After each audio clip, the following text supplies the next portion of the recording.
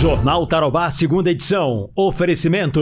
Novo Super Mufato Express. Com entrega relâmpago, você compra direto da loja, sem pagar custo dos aplicativos. Baixe!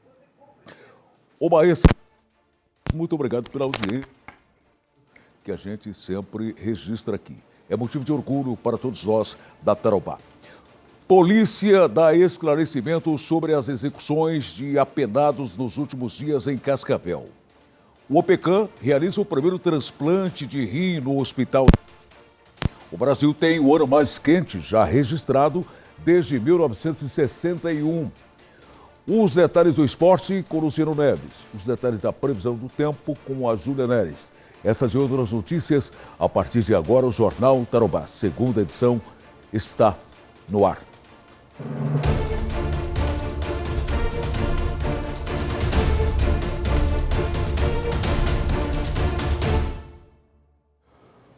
A morte de 2 apenados do sistema prisional que estavam prestando serviço externo em Cascavel levantou uma série de discussões sobre esse tipo de benefício. Os homicídios aconteceram em plena luz do dia. O primeiro caso foi registrado na última segunda-feira em frente à Prefeitura de Cascavel. Tiago Alexandro prestava serviço de jardinagem no canteiro do Paço Municipal quando foi surpreendido por diversos tiros e morreu ainda no local. Já o segundo crime aconteceu na terça-feira. O homem estava em horário de trabalho quando deixou o local e foi encontrado morto minutos depois, no bairro Cascavel Velho. Segundo a Polícia Penal, os crimes não têm relação, apesar de os dois serem apenados. Os dois casos são de situações diferentes. No primeiro caso, na segunda-feira, aquela pessoa privada de liberdade, ele ficava em casa. Ele é uma pessoa que estava no semiaberto, porém cumprindo uma medida cautelar diversa da prisão, o uso da tornozeleira eletrônica. Então ele trabalha durante o dia, né? E quando sai do serviço ele tem que se dirigir para sua casa, né? No segundo caso, a pessoa está cumprindo pena num presídio de regime fechado, porém ela trabalha numa empresa na cidade de Cascavel.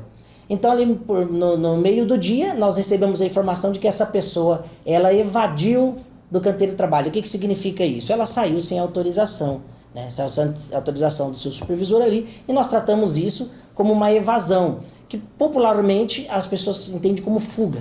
Ainda conforme a Polícia Penal, a segurança e o monitoramento dos apenados que prestam serviços externos é feito pelo DEPEN e pela própria empresa onde eles estão alocados. A pessoa presa que trabalha num canteiro externo, ela tem uma supervisão, e a supervisão é da própria empresa, que está em contato o tempo todo com a Polícia Penal. A Polícia Penal passa ali por vezes durante o dia, nesses canteiros de trabalho, né, para verificar se está tudo certo. Nós estamos falando de pessoas que estão há muito tempo já trabalhando fora das unidades prisionais, que já estão, de alguma forma, sendo inseridas na sociedade. Nós não estamos falando daquele preso perigoso que precisa ficar ali 24 horas trancados. Segundo a Polícia Penal, atualmente 250 pessoas privadas de liberdade estão prestando algum serviço externo com autorização na região de Cascavel. O benefício é concedido a pessoas privadas de liberdade que demonstram estarem aptas, se enquadrando em uma série de critérios estabelecidos pelo DEPEN, e faz parte do processo de ressocialização. Desde o primeiro dia até o último dia do cumprimento de sua pena, ela é avaliada. Ela é avaliada e estimulada para que ela possa seguir com o processo de ressocialização. Então a pessoa é presa, vamos usar como exemplo a cidade de Cascavel, ela chega ali na cadeia pública de Cascavel, é feita uma triagem, né? Ali é feita a separação por crime, então o crime X vai para a penitenciária estadual de Cascavel, ali na penitenciária estadual Thiago Borges de Carvalho.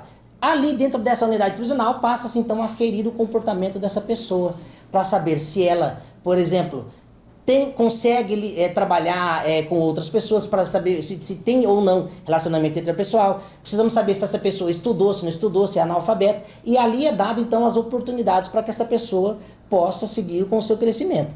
Feito esse processo, para que ela saia da unidade para trabalhar, é feita uma avaliação por uma comissão técnica de classificação, uma comissão onde nós temos advogados, psicólogo, psiquiatra, enfermeiros, o diretor da unidade e uma série de outras pessoas, de outros cargos ali, para definir se essa pessoa pode ou não estar integrando um trabalho externo. Somente aí essa pessoa passa a, então, de certa forma, devagar, ser reinserida na sociedade. Após os casos de homicídio envolvendo apenados, o DPEM pretende reforçar os protocolos de segurança. O protocolo precisa ser intensificado. E sim, nós vamos melhorar, nós vamos aumentar este processo que está inserido dentro de um protocolo de segurança. Como que nós vamos fazer isso? Como que nós vamos aumentar a fiscalização ou aumentar o policiamento ostensivo ou o policiamento externo nos canteiros de trabalho é algo que a gente prefere deixar só com a Polícia Penal, até porque para não saia de dentro da nossa alçada os procedimentos de segurança. Hoje a Polícia Civil de Cascavel apresentou aí mais aspectos sobre essa segurança e disse ainda que os resultados e ações realizadas em 2024 e ainda atualizações sobre casos que repercutiram na cidade. Cascavel conseguiu um número histórico, tivemos só pela Polícia Civil, na 15ª, foram 1.114 prisões, só em Cascavel foram 598 prisões realizadas só por policiais civis. Em relação à parte operacional, a nossa principal operação, que foi a Operação Jasmim, a nível nacional, a repercussão dela, foi uma operação que aconteceu nos estados do Rio Grande do Sul, Santa Catarina, São Paulo e Rio de Janeiro. Tivemos o apoio das polícias civis desses 3 estados, além da Polícia Civil aqui do Paraná. Tivemos também o apoio do Tigre, lá de Curitiba, que resultou na prisão de 3 indivíduos, e também no cumprimento de aproximadamente 8 mandados de busca e apreensão, que diz respeito ao caso da menina Yasmin, que é a menina de 11 anos com câncer, que recebeu o dinheiro do Estado, aproximadamente 2,5 milhões de reais, para comprar a medicação dela, e esse dinheiro foi desviado por esses criminosos. A investigação desse caso continua e já conseguimos identificar mais de 40 pessoas envolvidas nesse caso, e acredito que nos próximos meses terão notícias mais relevantes a respeito, e pretendemos até metade do ano concluir esse caso. Após atuação conjunta entre o Sistema Estadual de Transplantes e a Casa Militar do Paraná, aconteceu na noite desta terça-feira o primeiro transplante de rim na UOPK. O transplante então transcorreu ontem, né, no começo da noite, tá? Final da tarde, começo da noite, né? É uma cirurgia de em torno de 3 horas mais ou menos, tá? Que transcorreu sem nenhuma intercorrência, tá? Com estabilidade do paciente, e finalizou por volta das 10 e pouco da noite mais ou menos, né? Foi um transplante renal, então, né, de doador falecido, tá? E que aparentemente está tendo uma boa evolução. Por se tratar de um procedimento muito complexo, né? Tem uma série de critérios que têm que ser preenchidos para que uma instituição solicite o credenciamento para esse tipo de procedimento, tá? Como todos os tipos de transplante. Então, precisa de equipe com um treinamento adequado, tá? Tanto da parte cirúrgica quanto da parte clínica, que é muito importante, né? E fora a parte estrutural, tudo que para um procedimento de alta complexidade a gente precisa de uma estrutura física hospitalar muito importante e muito robusta também. A UOPK ela tem instituído uma linha de cuidado renal, né? Então nós inauguramos aqui ano passado, bem recente, a terapia renal substitutiva, e já na iminência, né, dos primeiros transplantes, porque essa habilitação saiu pelo Ministério da Saúde ainda no ano passado, né? Esse paciente que é elegível para o transplante aqui na UOPK, ele é um paciente vinculado ao serviço de terapia renal substitutiva que acompanha no ambulatório, né? Então ele está cadastrado a nível estadual, e esse acompanhamento todo, como foi dito, é feito pela Secretaria de Estado da Saúde e aqui na região pela OPO, né, a Organização de Procura de Órgãos, que é uma equipe 24 horas que monitora os possíveis doadores de morte encefálica. Por isso que essa logística destacada, ela é tão perfeita, né? Porque o possível doador, quando já notificado pelos hospitais que possuem UTIs, a gente já começa a fazer os exames e começa a rodar ranking para identificar dentro do estado do Paraná qual é o paciente que mais se adapta àquele órgão, né? Então, um órgão retirado aqui por esta equipe, eventualmente, porque o Dr. Matheus acompanha toda a nossa macro-região, nós atendemos 93 municípios com a equipe de transplante. Esse órgão retirado pelo Dr. Matheus, não necessariamente será utilizado num paciente vinculado à própria OPCAM. Isso vai seguir critérios do ranking e da compatibilidade.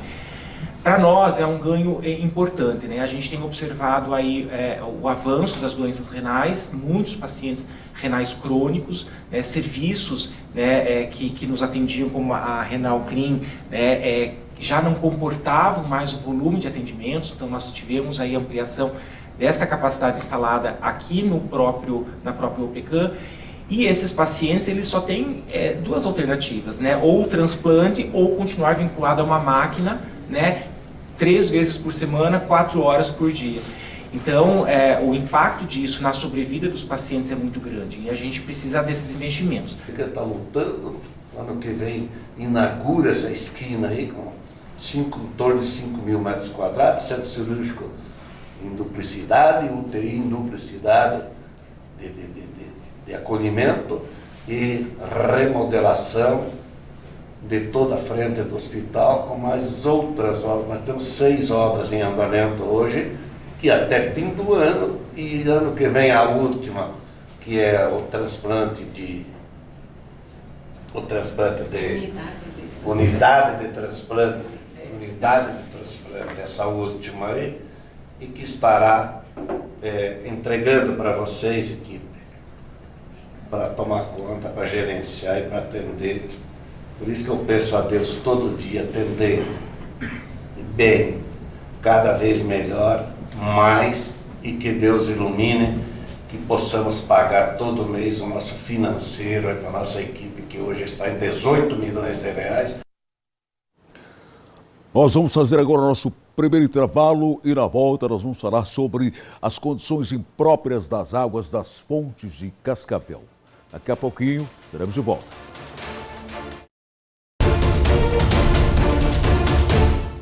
Quinta e sexta são os dias de carne do Super Mufato. É pra brindar. E todo brinde merece as 7 lindas peças exclusivas do Super Mufato. Tenha o melhor pra celebrar todos os momentos com os selinhos de descontos incríveis.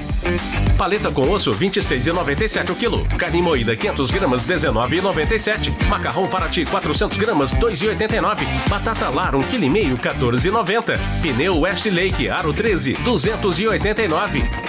Selinhos de descontos incríveis Super Mufato. Absorventes higiênicos Mili. Máxima adaptação às curvas do corpo, com cobertura suave ou seca. É o absorvente ideal para todos os tipos de fluxos. Com a Mili, o conforto é completo. A proteção é total.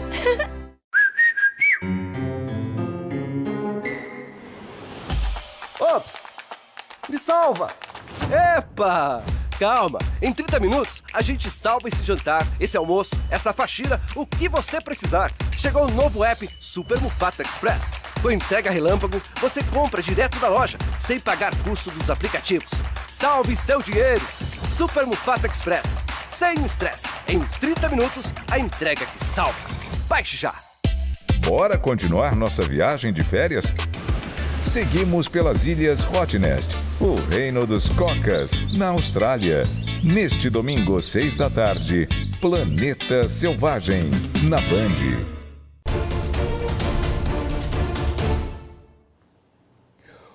Um estudo do Instituto Nacional de Meteorologia aponta que o ano de 2024 foi o mais quente já registrado até agora no Brasil desde 1961.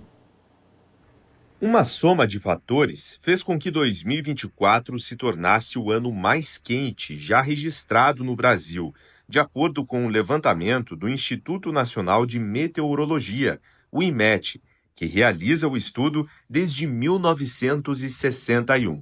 Segundo o Instituto, os anos mais quentes no país costumam ter fortes períodos de influência do El Niño, que no ano passado teve intensidade de forte a muito forte, contribuindo para as temperaturas elevadas. De acordo com esse climatologista da Universidade Estadual do Centro-Oeste do Paraná, a Unicentro, os motivos não param por aí. As causas básicas para isso são aquelas já discutidas a longo prazo: contribuição industrial, emissão industrial de gases de efeito estufa, queima de combustíveis fósseis, geração de energia e as próprias queimadas que nós temos aí acontecendo no mundo todo e aí particularmente no Brasil. É uma soma de fatores, considerando também a circulação de macroescala, um ano onde os primeiros meses do ano 2024 eles foram marcados pela presença do El Niño forte, e esse macrofenômeno ele acaba causando realmente uma temperatura uma distribuição das temperaturas mais elevadas por boa parte do globo, causa uma circulação diferenciada, inclusive para nós, pensando na América do Sul e no Brasil, com uma Amazônia mais seca, com uma circulação do sistema da alta subtropical do Atlântico Sul, do sistema ASAS e do próprio zona de convergência do Atlântico Sul, trazendo ares mais aquecidos e uma quantidade de chuva menor, ou que chega mais tarde. Isso agravou a situação, porque nós tivemos aí no início do ano algumas ondas de calor bastante expressivas, o período de queimadas iniciando no mês de junho, estendendo-se até novembro, extremamente fora do comum. A média das temperaturas no país durante o último ano atingiu 25,2 graus, superando a média histórica, que era de pouco mais de 24 graus. De maneira geral, desde 2023, o mundo vem registrando um mês mais quente a cada novo período. Um dado preocupante, que ilustra o que os especialistas chamam de emergência climática. Isso é preocupante e alarmante porque é um dado que era esperado pela ciência até poucos anos fosse atingido na década dos anos 2050 e traz consigo um alarme de que as catástrofes climáticas possam se agravar e atingir níveis cada vez mais drásticos, com consequências cada vez mais alarmantes sobre todo o planeta. Mostra que isso não são somente anomalias de clima, e passam a ser mudanças, porque nós temos aí uma frequência maior das anomalias que acabam se tornando uma nova realidade e exigem comportamento de combate, exigem novas alternativas de mitigação e de convivência com essas novas realidades de temperatura e do clima em geral.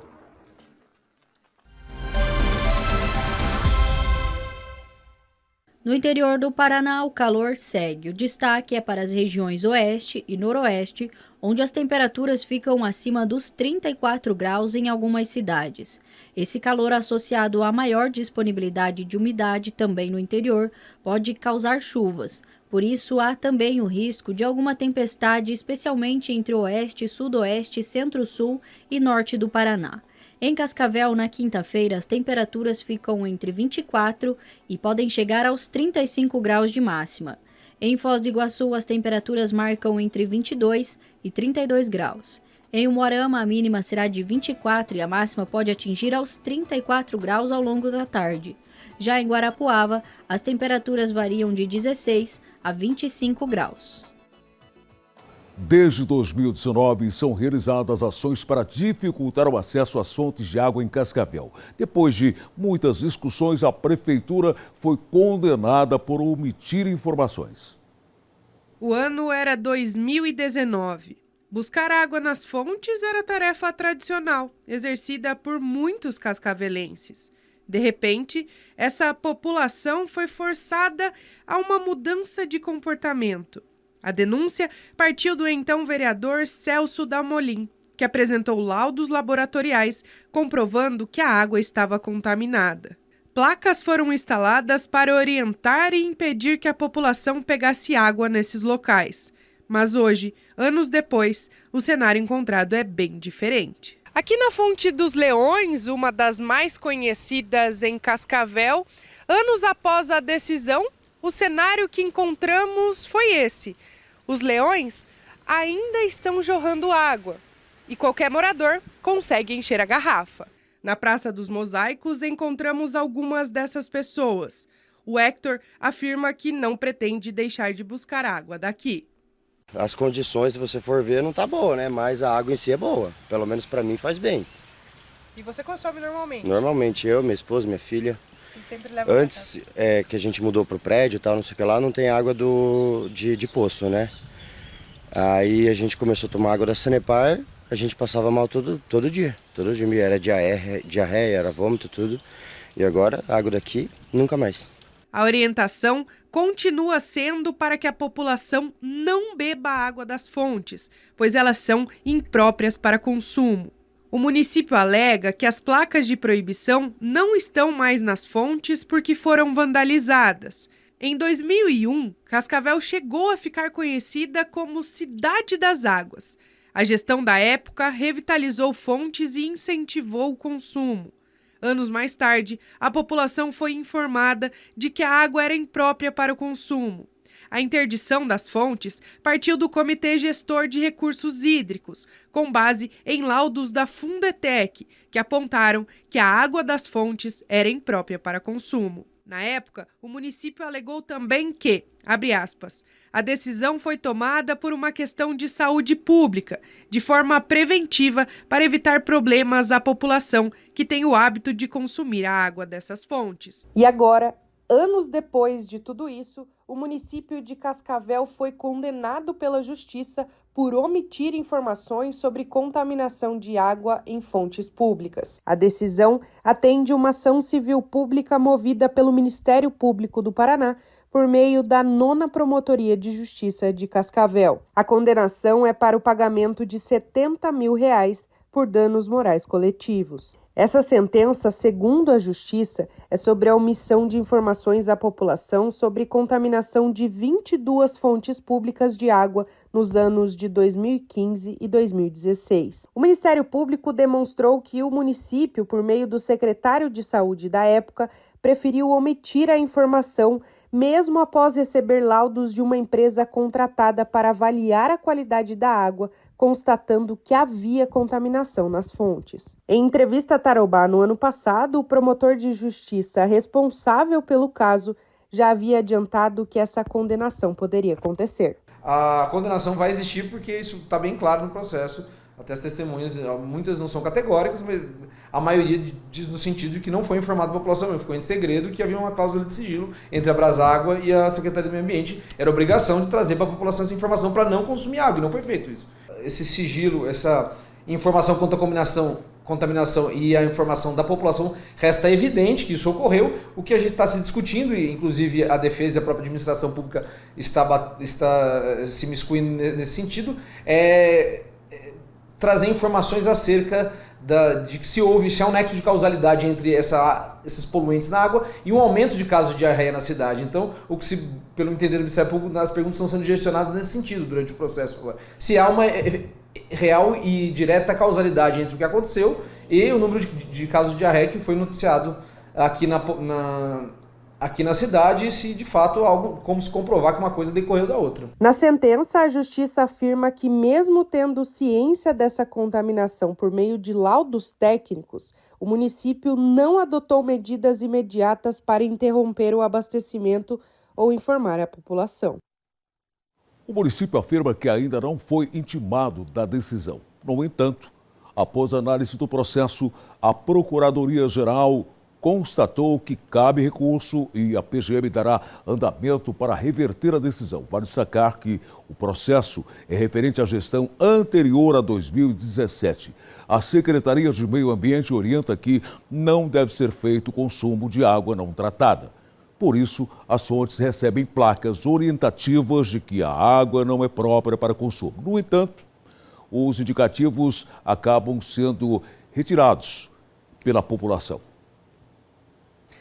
Após solicitação de transporte dos indígenas que estão em uma ocupação em Toledo, a secretaria responsável organiza a logística para que eles sejam levados de volta para a aldeia em Nova Laranjeiras. Na sexta-feira, os indígenas entraram em contato com a Guarda Municipal solicitando um suporte para o transporte deles até Nova Laranjeiras. A partir deste momento, a Guarda Municipal entrou em contato conosco, enquanto secretaria, para ir verificar a questão do bem-estar das crianças, dos idosos, dos indígenas que estão localizados aqui no município. Nós acompanhamos o atendimento, identificamos que estão bem, pedimos se precisam de atendimento hospitalar ou da assistência social, para estar encaminhando para a secretaria responsável. Verificando que estão todos bem, nós partimos então para atender a solicitação e demanda que eles fizeram. Eles solicitaram para nós que fosse organizar um transporte até o dia 10, ou seja, até sexta-feira.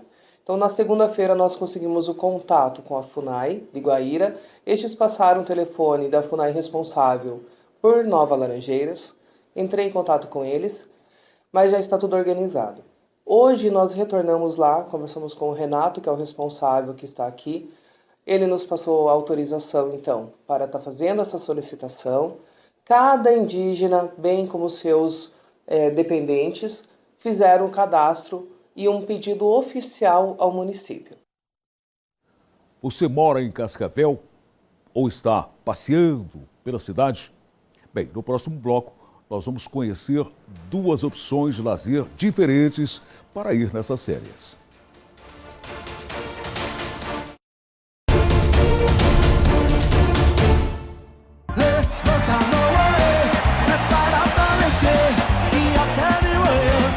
É hora de festejar com grandes nomes da música brasileira. Verão Maior Paraná. Neste sábado, 10 da noite. Para começar com o pé direito, bora curtir os sucessos de Félix ao vivo. Chega junto que o clima tá quente. Na Band. O jornalismo profissional tem algumas características, né? Porque a gente tem alma, tem coração. Então a gente recebe uma informação, recebe uma notícia, lógico que a gente quer publicar, mas tem que checar, tem que desconfiar. Não pode ser uma notícia falsa. Mais do que isso, não pode ser uma fake news. Então o trabalho de checar a informação, às vezes é maior do que de obter a informação. Se a gente tiver compromisso, mas vem cá, isso saiu aonde? Quem é que deu? Qual é a fonte que está por trás? É confiável? Aí a gente vai ver. É fácil identificar a fake news. Em geral, ela é mais envolvente. Em geral, você tem vontade de compartilhar. Para a gente se proteger das fake news, a gente tem que olhar para isso. Quem produziu quer destruir uma reputação. Se você compartilhar, você vai ajudar a ele atingir esse objetivo. Duvide, cheque, não espalhe fake news. Grupo Bandeirantes, respeito pelo fato, respeito por você. Uma década do desaparecimento que parou o mundo. Crimes misteriosos. Madeleine McCann. Nesta sexta, 10h45 da noite, o stream da Max na tela da Band.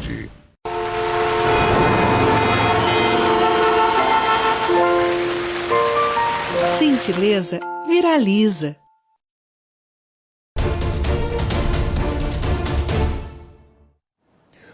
Muitas pessoas procuram lugares diferentes para curtir momentos de lazer em família. E Cascavel tem opções para todos os gostos. Férias escolares, crianças em casa e a única coisa que os pais querem é tirar os pequenos das telas.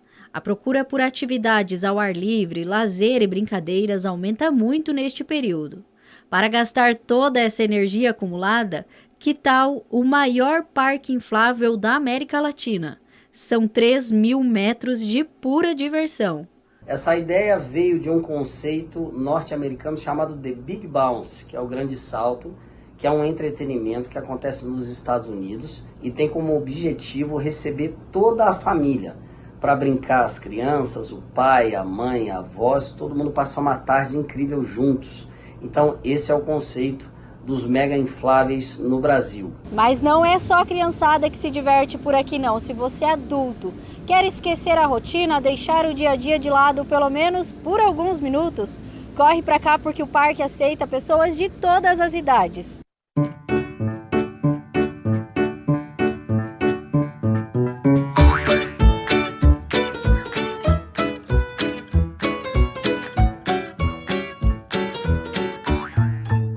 Inflável com 17 metros de queda, escalada para os mais aventureiros e opções menores para os pequenos. O parque funciona de terça a domingo, das 13 às 21 horas e está localizado no Shopping Catuaí, aí em Cascavel. Uma super opção de atração para você se divertir com toda a família a partir de R$ 49,90. Super acessível. Corre para cá e vem brincar. A criançada que já passou por aqui, é claro que aprova e muito essa ideia. E aí, pessoal, aprovado? Sim! Gostaram? Sim! Quer vir mais vezes? Sim! Vem brincar aqui que é muito legal! É o maior parque de inflável da América Latina. Vem brincar! E para quem não vai descer para ABC, que tal uma praia particular dentro de Cascavel? É isso que a Cabana do Monã oferece, uma prainha artificial com lazer para toda a família. O espaço, que fica no quilômetro 323 da PR-180, no distrito de Rio do Salto, é perfeito para descanso e para quem ama estar em contato com a natureza, aproveitando momentos em família e ao ar livre. Hoje a gente tem uma inversão, né, que as pessoas procuram esse sossego e relaxamento para as férias, então aqui é uma ótima opção. Nós temos diversas atividades, nós locamos cabanas, que agora a gente tem muita procura, principalmente no início do verão, né? E aqui a gente tem uma super novidade, que é a maior praia artificial do Paraná. E essa praia é privativa para os nossos hóspedes. Nós temos aí uma lotação máxima de 20 pessoas e essa praia privativa ficou sensacional. O local agora conta também com a opção de colônia de férias e oferece uma tarde diferente para as crianças estarem em contato com os animais, curtindo a natureza e realizando atividades diferentes da rotina. Agora, durante todo o mês de dezembro e janeiro, nós teremos a colônia de férias, que vai funcionar todas as tardes de terça e quinta-feira, das 2 às 6 horas da tarde. As crianças terão uma imersão sensacional com a natureza, vão me auxiliar no trato com os animais. Nós temos diversos animais aqui, vai ter passeio a cavalo incluso e a gente vai terminar a tarde das crianças com muita diversão na nossa praia artificial e depois tem um lanchinho.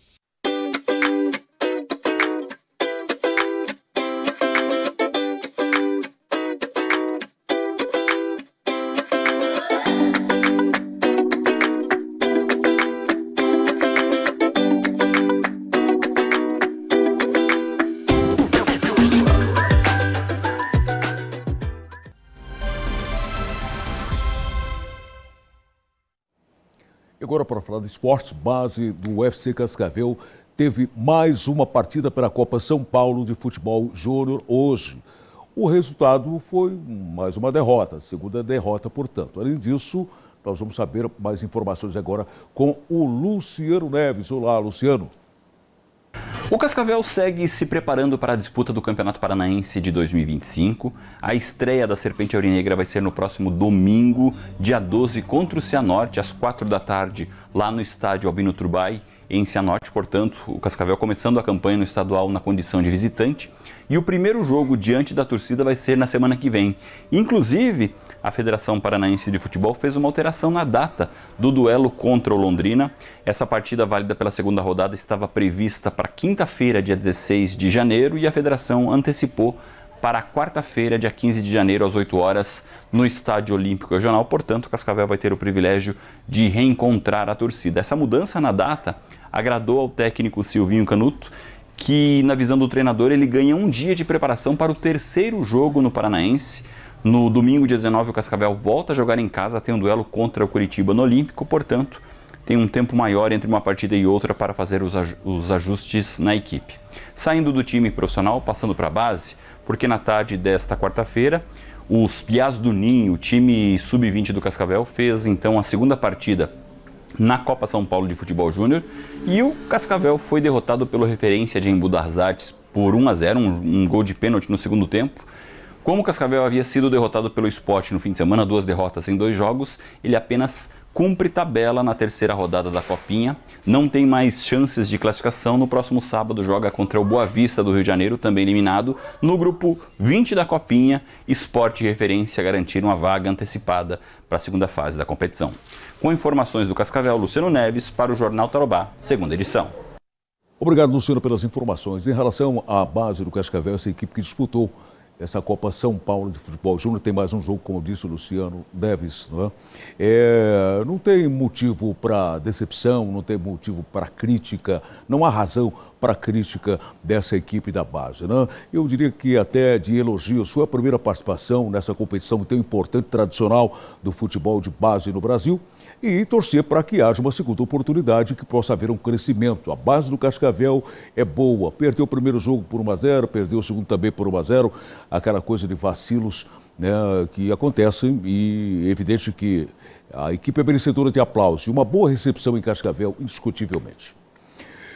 Nós vamos ficando por aqui. Vem aí o Jornal da Band, trazendo notícias do Brasil e do mundo para você continuar bem informado, atualizado e com credibilidade, o que é sempre mais importante. Amanhã, 6:45, uma nova edição. Queremos contar com a sua audiência, que é motivo de orgulho para todos nós da Tarobá. Uma excelente noite a todos. Tchau, tá tudo aqui, confia.